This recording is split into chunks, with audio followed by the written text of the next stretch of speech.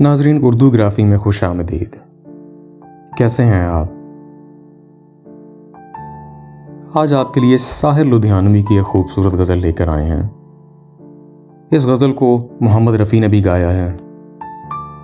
उससे पहले अगर आपने हमारे चैनल को सब्सक्राइब नहीं किया तो अभी सब्सक्राइब कीजिएगा और बेल के आइकन पर क्लिक करें ताकि आने वाली वीडियोस की इत्तला आपको बर वक्त मिल सके। तो चलिए शुरू करते हैं। ये जुल्फ अगर खुल के बिखर जाए तो अच्छा, उस रात की तकदीर सवर जाए तो अच्छा। जिस तरह से थोड़ी सी तेरे साथ कटी है, बाकी भी इसी तरह गुजर जाए तो अच्छा।